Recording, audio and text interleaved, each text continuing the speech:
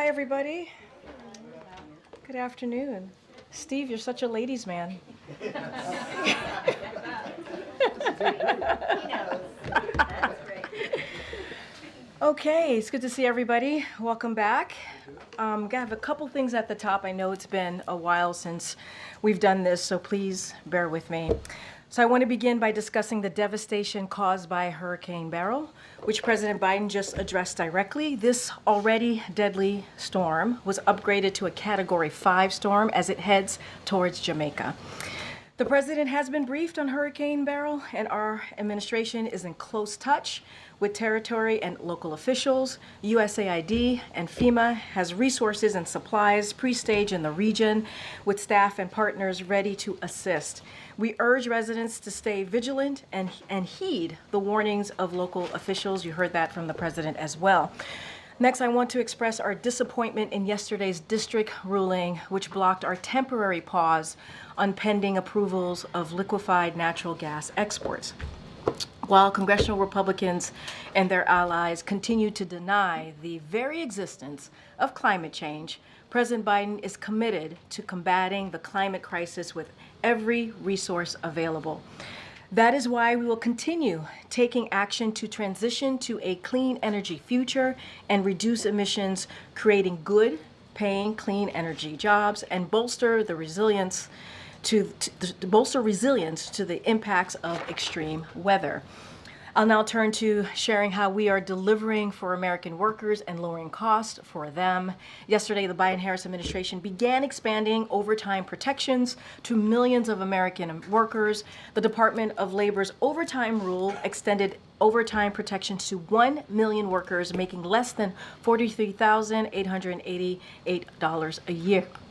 And next year, it will extend protections to another 3 million workers by increasing the overtime threshold to $58,656. That means higher paychecks or more time with family for millions of workers. While elected Republicans side with big corporations and special interests to try to deny workers these protections, President Biden is fighting for families. As a record Americans travel for the 4th of July, President Biden is taking action to lower gas prices. Today, we announced the sale of 1 million barrels of gasoline, which will lower gas prices, particularly in Northeast states such as Maine, New Hampshire, New York, New Jersey, and Pennsylvania. While President Biden has unleashed record energy production, including affordable clean energy, congressional Republicans are siding with big oil to give out tax cuts while keeping prices high for families. Now this week, the president and his administration is marking the 60th anniversary of President Johnson signing the Civil Rights Act of 1964. This landmark legislation prohibited discrimination on the basis of race, color, religion, sex, or national origin, and serves as the legacy of generations of courageous and extraordinary Americans who fought to fulfill the promise of our nation. Despite this critical step forward, securing our civil rights remains the unfinished fight of our time. That's why President Biden is fighting actively to protect the civil rights of every American. He signed a landmark executive order to protect voting rights and continues to urge Congress to pass the John R. Lewis Voting Rights Advancement Act and Freedom to Vote Act. President Biden appointed Justice Ketanji Brown Jackson, the first black woman to be on the Supreme Court, and has appointed more black women to the federal appellate court than every other president in history combined.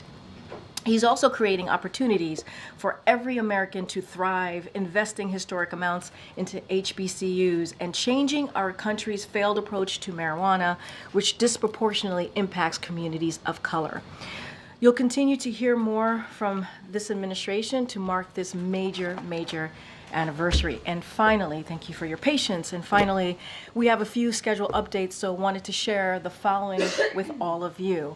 This week, the president will speak with Hill leaders and Democratic governors. He will travel to Wisconsin on Friday. He will conduct a sit-down interview with George Stephanopoulos from ABC News while on the campaign trail. He will travel to Philadelphia on Sunday. And next week, I know you guys are going to be really excited about this. He will host a press conference during NATO. This is in addition to the previously announced events this week, and I will be happy to take your questions. All right, Colleen, go for it. Thanks, Karine. So there are growing calls from Democrats, including members of Congress, for the president to step aside for the 2024 election because he's not capable of serving another 4 years. What is his response to this? So let me just step back for a minute and I guess deal with the questions that have come in about the debate. And honestly, this is something that the president has addressed himself multiple times since this past Thursday. And first of all, I want to say we understand the concerns. We get it. The president did not have a great night, as you all know, and many of you reached out during the debate. The president had a cold. He had a hoarse voice. You all heard it. That's why you reached out. But I will say this, and the president said this over the past couple of days, certainly right after the debate. He knows how to do the job. And he knows how to do the job, not because he says it, because his record proves it. Because for 3.5 years, almost 4 years, the president's record has been unprecedented, delivering for the American people. Another thing that he said that I would add is he knows right from wrong. He knows how to tell the truth. And again, he knows how to deliver for the American people. Joe Biden is a person. Take away his title. He is someone who has dealt with tragedy. He is someone who has confronted that head on. He is someone who knows how to get back up once you've been knocked down. That is something that he understands very, very well. And I think, and we believe, that's something that many of Americans across the country understand as well. And he knows how to come back. He knows how to come back. And so the president's going to continue to focus on what he's been doing the past 3.5 years. He's going to continue to focus on the American people. And, to your question, just to add a little bit more to your question, look, you heard from Speaker Pelosi, you heard from Representative Clyburn, and let me just paraphrase a little bit of what they said. Speaker Pelosi, who's very close to the president, said it is not about performance in terms of a debate. It's about performance in a presidency. And this is a president, you've heard me say this, we've talked about this. He's been able to give us an economic recovery, the strongest economic recovery in modern history. Let's not forget, during the midterms of 2022, many of you all, some of you in this room, said that it was going to be a red wave, and that didn't happen. He defeated Big Pharma. We have seen historic low in crime in more than down to 50-year low. And then you had Representative Clyburn, who said the president has done a great job leading for the last 3.5 years. The best predictor of future behavior is past performance. This is from Clyburn. And when you look at the record of President Biden versus former President Trump, you see President Biden, who has delivered the strongest recovery in modern history, versus the previous administration, whose plans hurts the middle class. And President Biden, who is committed to protecting our fundamental freedoms, versus the former president, the previous administration, doing everything that they could, and they did, to overturn Roe v. Wade. And they are responsible for that. And that's coming from two people who are not just leaders in Congress, but also close to the president. I think part of the problem that Democrats are articulating is that it wasn't just that he had a cold, but rather he had, answers. He was trailing off. He didn't answer some questions in a sort of fulsome way. And speaking of Nancy Pelosi, one of the things that she recently said was that it was a legitimate question whether his performance was an episode or a condition. So I guess I wondered if there's been any consideration given to releasing a more robust set of medical records or something to show his mental acuity. So I will say this, look, and again, I get the question. It is a fair question to ask. We are not taking that away, and that's why the president certainly has spoken to this. As it relates to his medical records, we have been transparent. We have released thorough reports from his medical team every year since he's been in office. That is something that we have been pretty consistent about. As it relates to, something like a cognitive test, to the question that you're asking me about what the former speaker said. Obviously, she can speak for herself. His team, who has said, the medical team said it is not warranted in this case. We have put forward a thorough, transparent annual report on his health. So they have said that is not warranted. It is not necessary. Again, we understand. We understand. We're not taking away from what you all saw or what the American people saw. We understand. It was a bad night. It is not uncommon for incumbents to have a bad night on their first debate. And we are going to continue to do the work that we have been doing on behalf of the American people. I think the president record certainly speaks for itself. Okay, Risha. Thank you, Karine.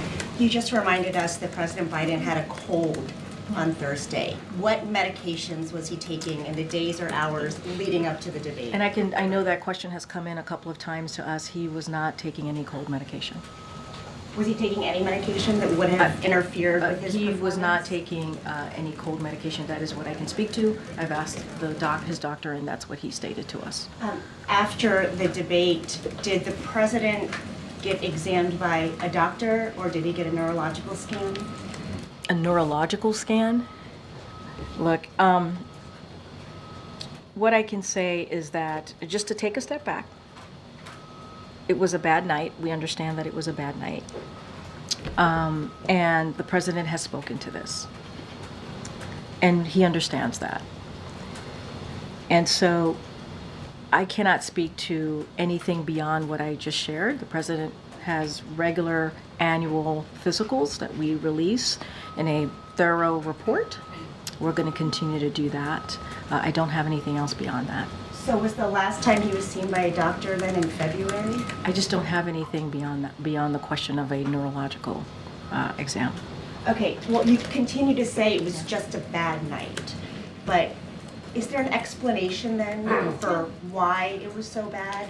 If it's not his stamina, if he prepared, as you guys say, for so long, if it's not a problem with his mental fitness, what happened that night? What did we see? I will also add that the president also spoke to this as well. He said, I'm not as smooth as I used to be.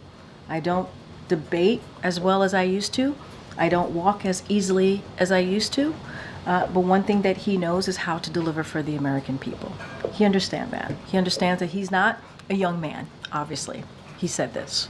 But his focus is going to continue to deliver for the American people on the issues that they care about: the economy, expanding health care, fighting for Medicaid, Medicare, Social Security, making sure that we continue to be leaders on the world stage, which is something that this president has been able to do, and turn around the mess that this last administration created, as certainly on not just domestically but on the world stage. Okay.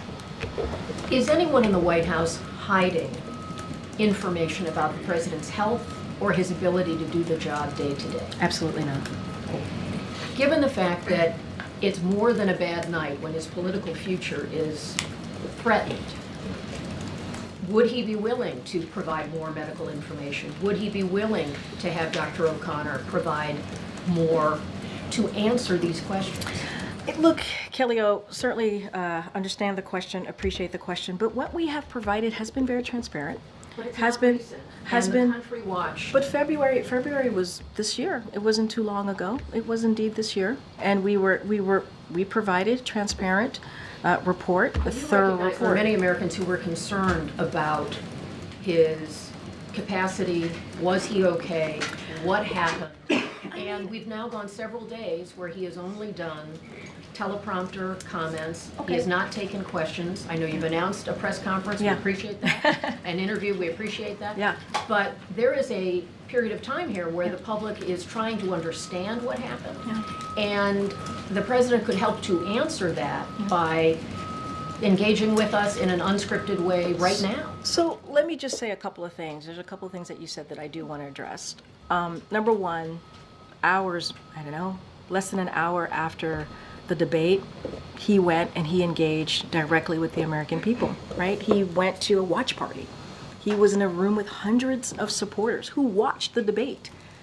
And when he walked in, they cheered him on. And he did a photo line with them for some time. Some of your colleagues had an opportunity to speak to these supporters. He did that. And that was something that he was able to do right after. And then we stopped at a Waffle House, as some of you all know, and spoke to a packed restaurant. So he spent some time there. Then the next day, he went to North Carolina, spoke in front of hundreds of supporters there who said, "We support you, Joe. We love you, Joe." And so he was able to do that. In those 2.5 days or so after the debate, he went to 4 states and engaged with supporters, engaged with American people, everyday people, heard directly from them. And let's not forget, when we landed in North Carolina, I think it was like 2 a.m. in the morning, he engaged with supporters there as well. So the president has been out there.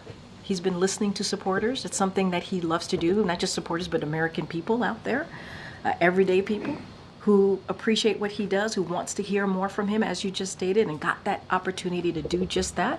I think it matters that he's going to do an interview on Friday. I think it matters that he's going to go to Wisconsin and do that, right? Engage with everyday people. We're going to continue to do that. Nothing has changed in that regard. We're going to continue to be out there. He's going to be in Pennsylvania as well this weekend, as I just stated. And one more. We're reporting that Hunter Biden has been in some meetings with senior advisors. Why is the president's son involved? So a couple of things I saw that reporting as I was coming out, so a couple of things there. Look, the president, as you know, is very close to his family. This is a holiday week, 4th of July. He spent time with his family, as you all know, and reported at Camp David. Hunter came back with him and walked with him into that meeting, that speech prep, and he ended up spending time with his dad and his family that night. That is basically what happened. It is a week where there's going to be more family members who are going to come to the White House. I'm sure you'll see some of them on 4th of July. Many more are expected to be here. No issue with family being in the White House. The question, though, would be, is he participating in meetings with senior advisors? What I can say is that he came back with his dad from Camp David. He walked him into the speech prep, and he was in the room. That I can tell you, he was in the room. Anything else coming out of that reporting I can't speak to, but I can say that, he's close to his family, which is not unusual. They were together at Camp David. They came back together. You're going to see a lot more family this week. Okay. Thank you. And Karine, I want to go back to that question that Pelosi raised earlier today. Sure. Pelosi said it's a legitimate question to ask if this is an episode or is this a condition. Which one is it? Well, what I can tell you is that he had a cold and a bad night. I would not see this as an episode. I would see this as what it was and what we believe it to be, which is it was a bad night. And he did, on top of that, he had a cold. And that is the reality of the situation. That is the reality of what happened that night. You've certainly seen the reporting out there that this is not just a standalone instance, that other people are saying that this has happened before. One, do you see these as legitimate questions? And also, are you being straight with the American people on this? I see it as a legitimate question. I do. And I have said it is a fair question to ask. The president sees it as a legitimate question. And I think also the president saying, I am not a young man. I'm not as a smooth talker as I used to be. I don't walk as easily as I used to. I don't debate as well as I used to. I mean, the president is admitting and saying, and this is not the first time, right? He's talked about his age. He's joked about his age many times before. And so you heard that directly from, and we are acknowledging what people are seeing. But we do believe this was in this instance, it was a bad night. Is he disabled? No, and let me finish with your colleague, please. And I know, but shouting out, come on, you know better, come on. Just one final question. Immediately after the debate, we started to hear the concern from Democrats on Capitol Hill, calling it just flat out a disaster. Why didn't the president immediately personally reach out to leaders on Capitol Hill, like Leader Jeffries and Leader Schumer? Look, I can say this. Right after the debate, we were on a 2.5 day swing, 4 states. The president was out there hearing directly from the American people, engaging directly from the American people. Obviously, he respects the Democratic leadership. It is leadership there that has helped him deliver for the American people an unprecedented record on behalf of Americans across the country. So we appreciate them for, obviously. But he was out there. He was out there directly with supporters, engaging with them, whether it was at a tarmac, whether it was at a rally, whether it was at a watch party or a fundraiser. And I think that's important to note too. And he was hearing from them. But at the same time, those leaders, Democratic leadership, was hearing from members of his team, high-level senior members of his team. It's not like we were silent. It's not like we were quiet. It's not like we were not engaging with them. We were.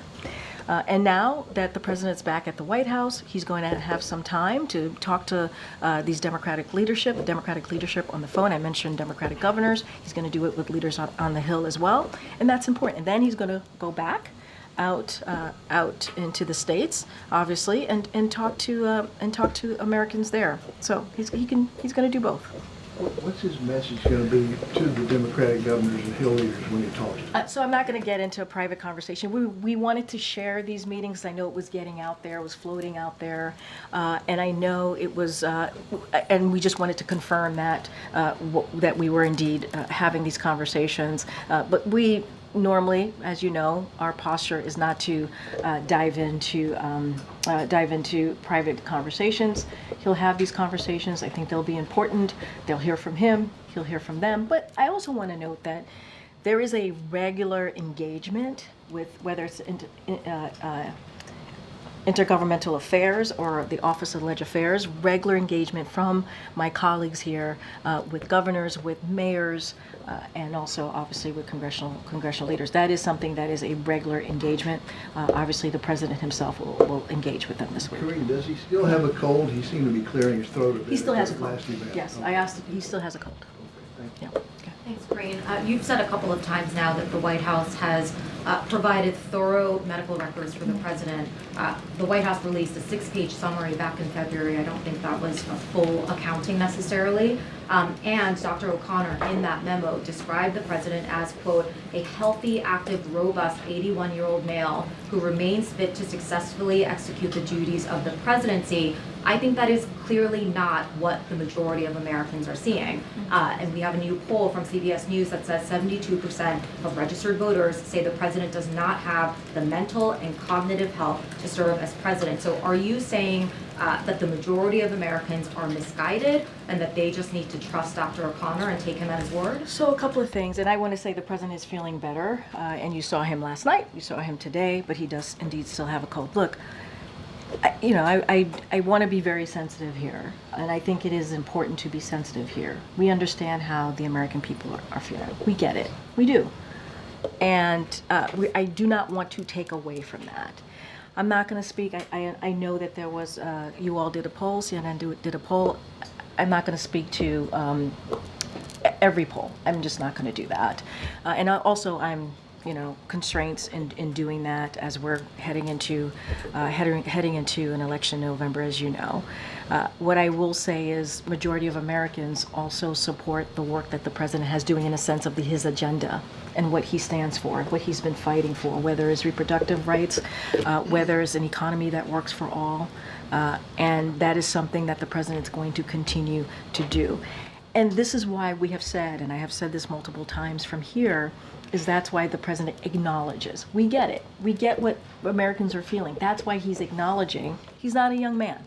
That's why he's acknowledging. He's a little slower than he used to be in walking and not as smooth as speaking. We get that.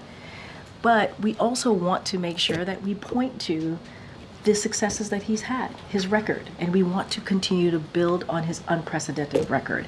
And I'm not going to discount what the American people see or feel. What I can say is what we know from our side of things. We could speak to his record, and we could speak to what the president has been able to acknowledge. And I think that's important too. And that's basically acknowledging what Americans are seeing and feeling. Well, if you get it, why not release more about his medical, his physical and mental health? Why not? What we have released has been very comprehensive. It has been. It has been transparent. And if you compare it, right, it has. We have put that out there. And, and we'll continue to do so, put that information out there. And MJ, I want to be very clear. I get the question that you're asking me, but this is also a president who has had a historic administration. He has, in delivering on legislation, key policies. That is because with age comes wisdom and comes experience. And I think that matters as well. Did Dr. O'Connor watch the debate? I believe Dr. O'Connor traveled with us to the debate, so. Did he have any concerns after seeing the No, president's not at debate all. before? Not I at have all. one more question actually, Karine. Sure. The campaign's theory of the case for the president staying in the race has been that the president has a better shot of defeating Donald Trump than any other Democrat. We have a new CNN poll that shows the vice president actually has a slightly stronger showing against Donald Trump than the president. So how does the president explain not passing the baton to his own 59-year-old vice president given that kind of data? So look, as you know, I'm constrained to speaking directly to your poll, and I get it, and I hear the question. I got to be mindful. That is something for the campaign, as you started saying, what the campaign has laid out, their argument of the case. That is something for them to take up, and that is something for them to answer. What I can speak to is the president's record, what I can speak to, what he's been able to accomplish, and the things that he's been able to do and get done is actually in line with majority of Americans, and I think that's important too, to note. And again, I will say, with age comes wisdom and experience, and that's certainly something that the president brings. Go ahead. Karine, we've seen some real anger expressed by donors and Democratic officials, sort of how you guys have handled the president, shielding him away from impromptu settings and denying, excuse me, until last week that there had really been any age-related slippage. So I'm wondering if you guys have had a moment to reflect on that strategy, any regret over it, and if, what you would say to folks who think it's arrogant for there not to be either changes towards that strategy or with some of the personnel that are around the president. And you're talking about the strategy specifically about who's around the president? Is that what Well, you're? I think it's two parts, Yeah. right? One is a kind of small, concentrated group of aides that have been with the president for a very long time, and the other is sort of systematic decisions to shield the president from the impromptu moments that we've seen in previous administrations, whether it's press conferences or interviews or, just being out in public more frequently. I mean, look, a couple things there too. Look, this year, the president has done more than 40 interviews. And unscripted, right? Those interviews are unscripted. He has done more than 500 gaggles, right? Of course, unscripted, talking directly to many of you. No, let me just finish. And so he enjoys doing that. He enjoys engaging with all of you. And we're going to continue making sure that happens. I will say this. Obviously, this is a president that was a senator for 36 years. He was a vice president, as you all know. I'm just repeating things that you all know, for 8 years. And so he has long time, advisors that have been here with him for a long time. I don't think that's unusual. He also has people who are new to the administration that also advise him. Look, I've been in meetings with the president where it's been a diverse group of people, and he sees us, and he knows the reason why we're sitting in front of him is that we have something to share, and he wants to hear from all of us. I've heard him say, "Hey, what do you think? What do you think?" And so my experience has been that world is indeed open, and that he does get to hear from a diverse group of people. That has been my experience. But it is not unusual for someone who has been around for that long of time to have a group of people that's been around him for a minute, right? And I think that makes sense. There's nothing about that is nonsensical. That actually makes sense. And we're going to continue to get him out in front of all of you to take your questions at a steady drumbeat. You mentioned NATO, and I have Yeah. two questions. One's Sure. just a logistical one, which is you mentioned the press conference. Yeah. Is that going to be kind of the real big boy press conference that we're used to? Did you say or, big boy press Yeah, like one of these 2-and-2s that might be a little more limited. So I believe, and I know you guys are holding me to it, I believe it's a solo press conference. We'll certainly have more to share with all of you as we get closer And then to next week. More thematically, We support Is the this- big boy. I'm about to say. Big boy Justin Yeah, over here yeah. is asking some big boy questions. Okay. What do you know, the president's not the only leader Yeah. that's entering that NATO conference a little bit on the back foot. Emmanuel Macron has had some electoral losses. The UK is obviously going through a big election right now. With all these leaders kind of coming in to DC a little bit diminished, how is that changing how you're looking at the summit and what is possible to No, accomplish with it? look, it's a good question.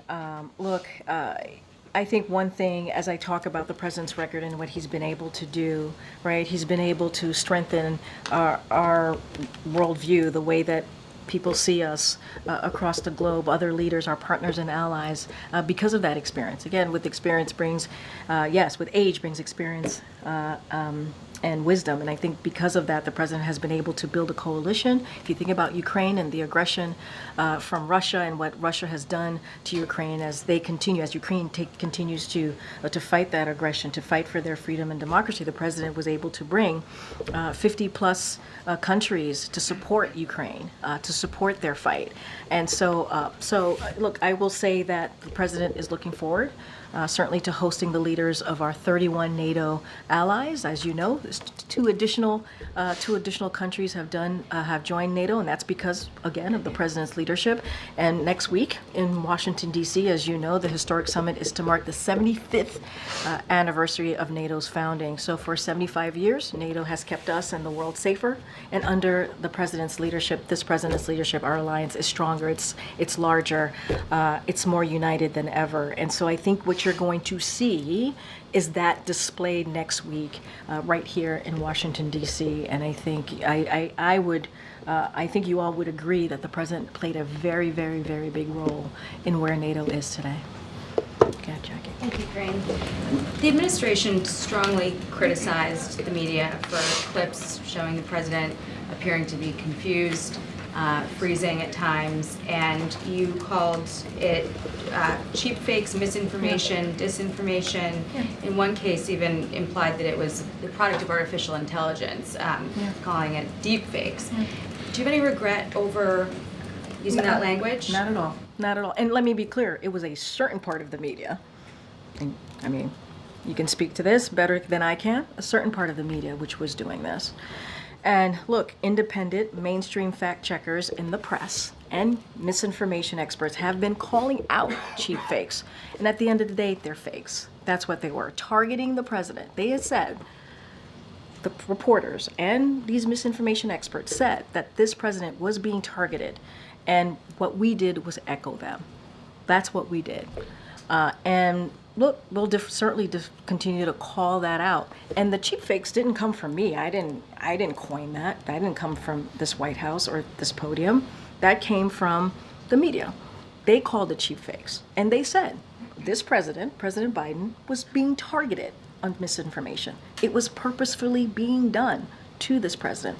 And what we did is we echoed that. So I don't regret it at all. Well, the It was just the administration facts. also used that sort of approach to counter the Wall Street Journal report, for instance, that interviewed 45 people over several months who criticized, the president's handling of himself in meetings, and broadly. Which approach? I'm not following. the Talking question. about the president's age being a factor and a concern. How was cheap fakes? I don't the approach understand from where the White cheap House fakes to was- criticize was the related. reporting, to basically cast the reporting as not true. And broadly, this has been, the reason I ask is like the administration's response to our questions often seems to be, don't believe your lying eyes, the border is secure, Afghanistan withdrawal was a success, inflation is transitory. So is that going to change? I mean, you just laid out, Jackie, you just laid out a bunch of things, so just give me a second here. First of all, I think this is a give and take, right? Even in this briefing room, we go back and forth. I go back and forth with you, with your colleagues, with everyone here. And I think we have a right to say if something we don't think is true or something we think we want to push back on. That is a right for us to do, just like you have a right to push me and say, actually, our sources or our reporting say this. I think it's a give and take. This is what makes what we do in this room almost every day. This is an exercise of democracy. This is an exercise of freedom of the press. That's what we're doing here. And I think if there's some reporting that we don't believe to be true, I think it's okay if we go back and forth and say, actually, we don't think that reporting is true. right? And so I don't see anything wrong with that. That is what this is. That is what this is. This is what we actually do on a daily basis. This is how we lead the world, on making sure that journalism exists and you all have the right to do your jobs. But, we also have our right as the press office here in the administration, if we don't believe something is true or we want to share our side of things, that we do so. Look, on the other things that you just listed, I've talked about this president's record a lot, often here, in this just however minutes I've been at this podium. And look, when it comes to the economy, the data shows it. When it comes to healthcare, the data shows it. Afghanistan, obviously, it is an important conversation to have, and that is something that the president wanted to do and end a war, and a forever war. He wanted to make sure that we stop putting our young women and men in harm's way. And that is a difficult decision to make. It is not an easy decision to make. But he's the president and commander-in-chief, and he wanted to make sure that we got our armed troops out of harm's way. And so I honor and respect our back and forth, and it is always an honor and privilege for me to do this job, and I will continue to do that. Go ahead. Thank you, Karine. No, Michael. Okay. Oh, Go ahead, Michael. okay. That's you. I'll get you. I have two big boy questions. Medium, I don't know, whatever. First, does the president intend to spend most of his days in July on vacation in Rehoboth and Wilmington? We certainly will have more to share on what his schedule is going to look like for the rest of the month. I don't have anything to share at this time. I can assure you the president will be out and about talking directly to the American people. I just laid out the next couple of days. I don't have anything to share beyond beyond NATO, right? As you know, there's going to be the NATO summit next week, so I don't have anything to share beyond that. But the president will be out there talking directly to the American people. I have to be mindful. Obviously, we're in campaign season. The campaign could speak more to what his schedule is going to look like specifically. Okay. And then the second question, we just posted a story, which probably I'm not sure you've seen because we just posted it in the middle of the briefing, but in which many people that we've talked to describe an accelerating series of episodes, moments when, over the course of the last several weeks, the president appeared confused or listless or would lose the thread of a conversation in private meetings at the G7, in Normandy, at the White House. Not all the time, not saying that that's the way he is all the time and that there's clearly moments people say that he's forceful and with it and all of that. But these people suggest that what happened, what Americans saw at the debate, has a precursor. What do you say to that? So I want to be mindful and respect your reporting. I have not read it. I have not seen it, so it's hard for me to respond to it directly. But what I can speak to more broadly is that I have engagement with the president pretty regularly. What I see is a strong, resolute president who's always willing and able to work on behalf of the American people. I do not know who these folks are that you speak of, so it's hard for me to talk about that and to speak to that. I can just speak to my experience and go back again on the president's record and what he's been able to deliver on behalf of the American people. So I do want to be mindful. And I guess just one follow-up. Sure. Is, 50 million plus Americans saw the debate last Thursday. They get a very different story from you. You just described a very different sounding president. Obviously, other administration officials describe him very differently than what people saw. How do you reconcile those two versions of a president, one who appeared the way they did to millions of people and the other who appears always to be, sort of very forceful and not have any of those? I mean, look, the president spoke to this. You heard me speak to this. We believe, and others have said this, not just me, other folks who have been on networks and also obviously has spoken to all of you, it was a 90-minute debate. It was a bad night. That's what we believe it to be. We're not taking away what people saw. We're just not. Want to be very clear about that. And you know, we want to also make sure people understand that the president realizes.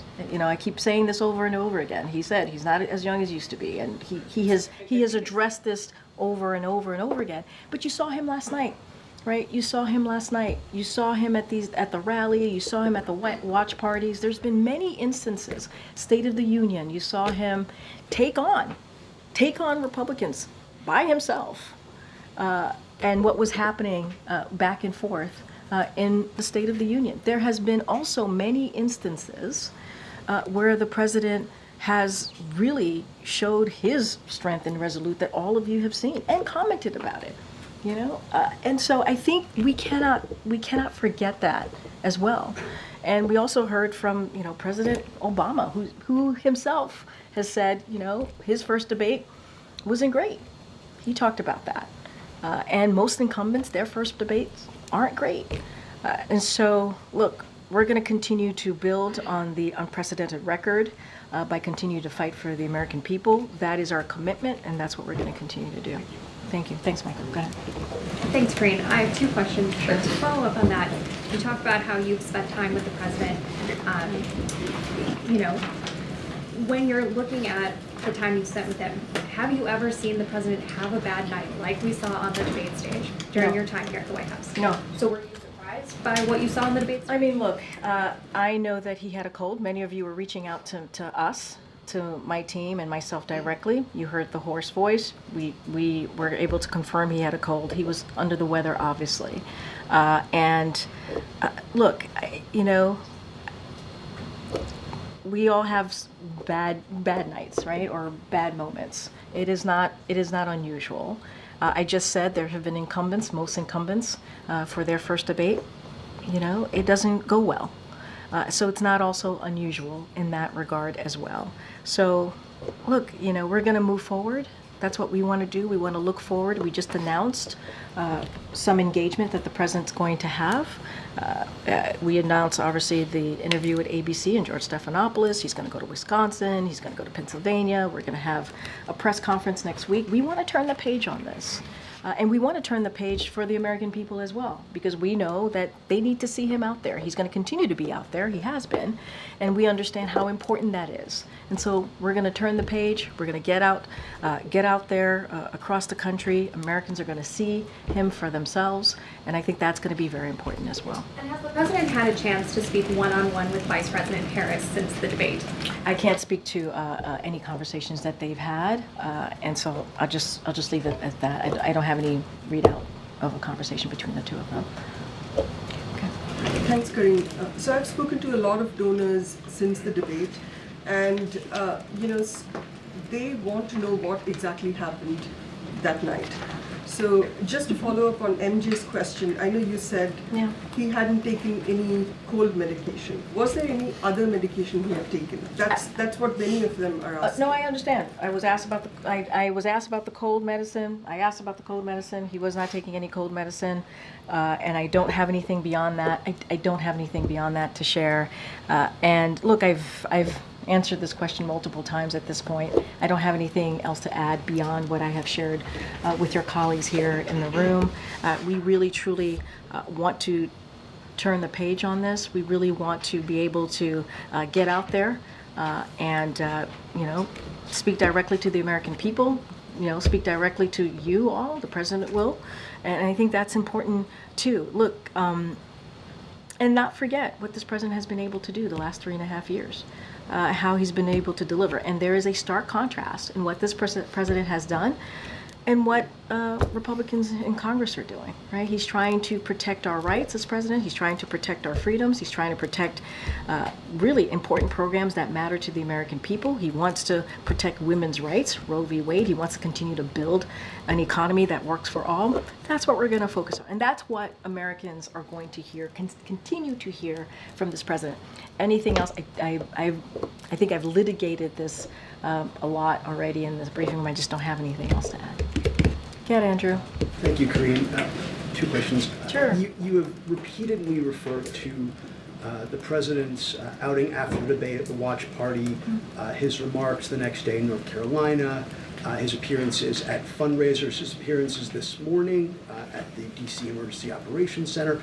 All those appearances were scripted events where he spoke Not all. from a most spoke from I a teleprompter. know, but you said all, but not all. Okay, Let's well, just if you're be- let's correcting me, be- they're most. They're scripted, spoken from a teleprompter.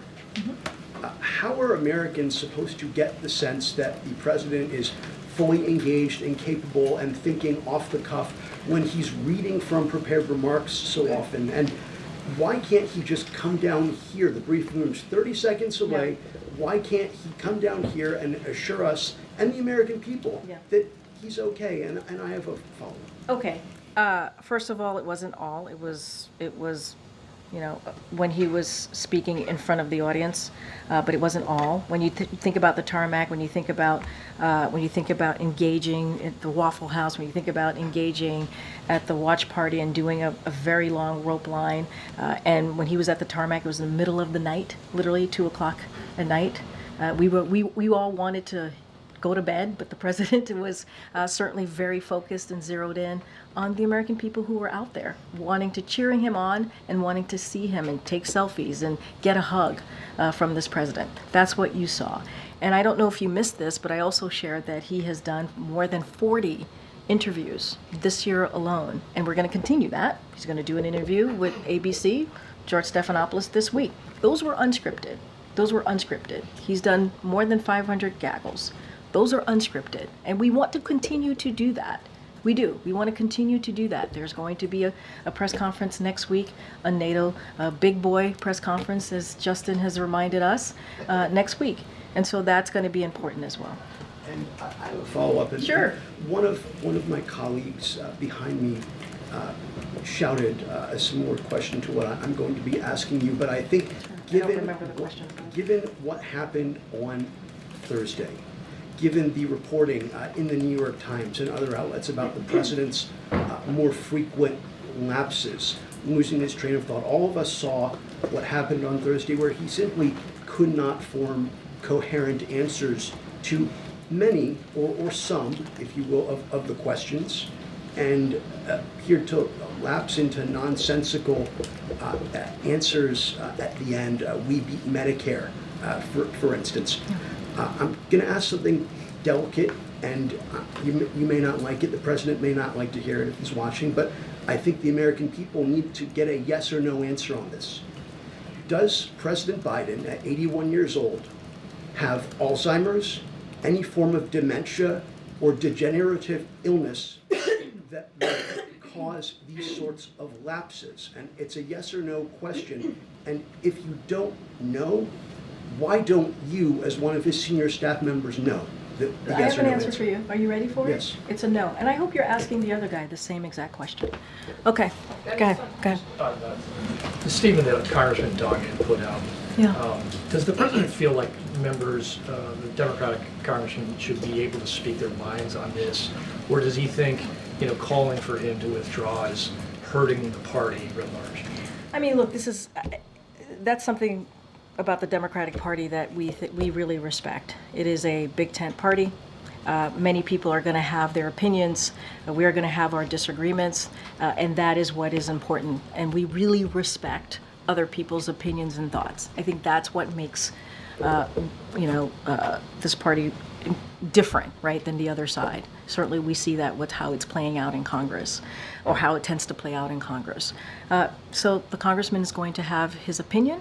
He's going to have his thoughts. That's for him to speak to. We are not, this is not a president that's about his personal politics. That is not this president is all about. He doesn't care only about himself. That is not what this president is all about. And I also read out some supportive statements that we've heard from leaders of Congress. Former Speaker Pelosi, I read out what she laid out. I read out what Congressman Clyburn has said. And I think that matters as well. And you all have heard from multiple supporters over the past couple of days since Thursday. And I think that's important as well. And just to be clear, the president has not spoken to either Senator Schumer or Leader Jeffries?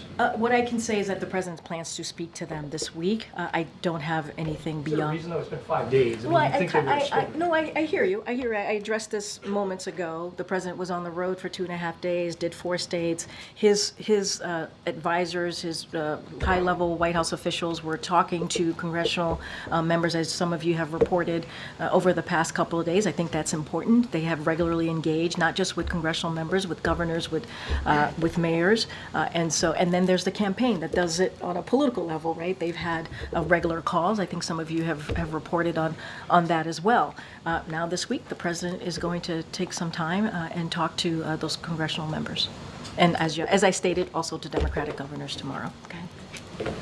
You mentioned that sometimes that candidates have a bad first debate. There's been a lot of discussion going around, and of course no decision yet, but that maybe there isn't a second debate.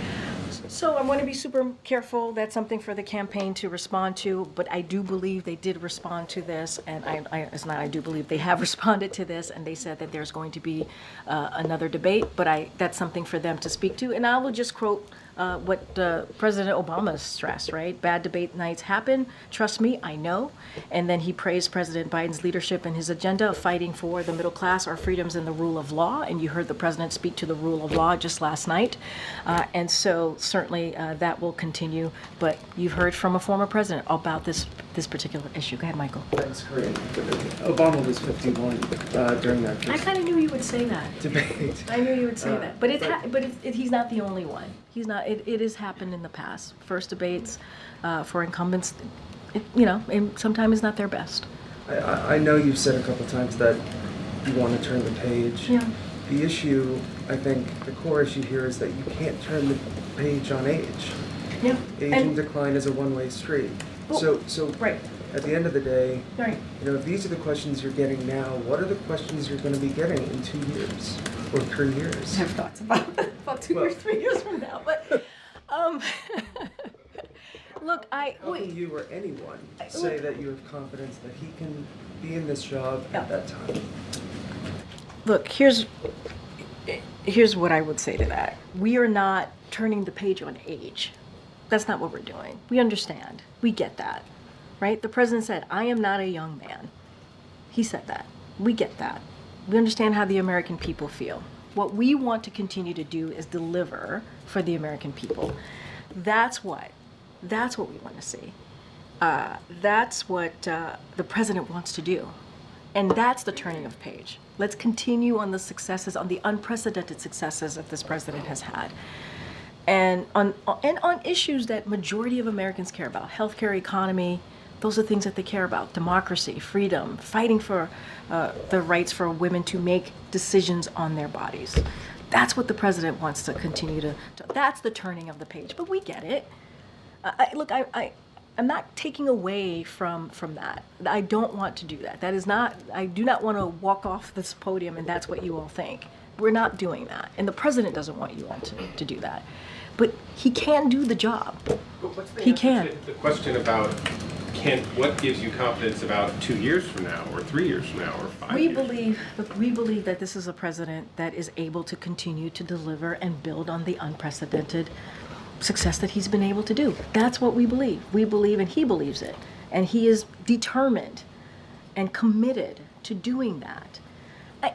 And Michael, and I think the thing too that's important is we have been able to do things that most modern presidents haven't been able to do, and that matters as well. I know you guys are trying to get me to look into the future, but what I can say to you is this is a president that is committed to doing that. I'm not sure anybody doubts that commitment. Yeah. I think the question is, given the performance, and I apologize. No, Michael's like, no, you take it. I mean, I just think the question, it's about the way we look at our elderly parents and grandparents. It's you maybe visit them once a year and you see troubling signs because you don't live in the same city perhaps, and the first question that you go to is I wonder if this is like a one-time thing or if it's something that has been happening for a longer time that we need to deal with. And the second question is You know, know, you're going where are they going to be multiple in times well, here. where are they going to be in a year? Where are they going to be in 2 years? Yeah. Do we need to put them in a home? Like, you know, all of the Look- questions that go through that, and this is sort of the American people's version of that. I hear and I hear you, and that's what I'm saying. Look, this is why the president goes through, you know, medical examinations, right? And we release those medical examinations, right? We've done that the past couple of years. We're going to continue to do that. This is why we're going to go out there and continue to be out there and do interviews and talk to the American people. And at the end of the day, I got to be careful, right? Because we are in a campaign season. But the American people will see for themselves, right? And I just want to be super, super careful. But look, this is a president that has worked incredibly hard for the American people. And not just as president, as vice president, as a senator. And he is committed. And we cannot take away from the fact of his 3.5 years of leadership, what that has been able to do, what he's been able to get done. And that doesn't come from, that doesn't come easily. And he did it in historic fashion. He did. And the data proves that. And so, look, he's committed to continuing to make that progress, continue to work, whether it's climate change, whether it's the economy, whether it's healthcare. That is what he is committed to doing. And, no, he had a bad night. He did. And we are admitting that, owning up to that. You heard the president speak to that, and I think that's important for the American people to hear from us and from him as well. I know I have to go. I'll be back tomorrow, but go ahead. Thanks, Karine. I just wanted to go back to the Representative Doggett's statement. Yeah. Part of his statement, he said that Biden staying in the race could kind of work against helping to save democracy. So I know you said it was a big tent party, people have their opinions, but how do you corral Democrats when there are members of the party who believe that about the president staying in the race? And do you have a response to that specifically? Yeah, look, this is a president. He jumped into this election. This I can talk about, obviously, in 2020, and I remind you all that he beat the other guy in 2020. He won in 2020. That's why he's president. But he jumped in because of democracy, right? He jumped in because of what was happening, because he believed he needed to do everything that he can to protect our democracy and now protect our freedoms because of what happened with Roe v. Wade. Obviously, we don't agree with that. What we believe is that this is a president that that is going to continue to fight for democracy, and that's going to continue to focus on making sure that, we get Roe v. Wade into law, right? Make sure that IVF is not taken away from families. Make sure that contraception is not taken away from families. Make sure that we fight for our voting rights, right? There are so many things that we need to continue to fight for. And at the end of the day, this is a president that has delivered, working closely with Congress and doing some of these things in a bipartisan way. And I think the reason why that he's been able to get some of these legislation done, whether it's the CHIPS and Science Act, the Veterans Act, the bipartisan infrastructure legislation, is because of who he is and because of how he has that experience to work across the aisle. That doesn't happen with everybody, and this president has been able to do that. So we're going to continue to do that work. Guys, I'll see you tomorrow. All right, thanks everybody.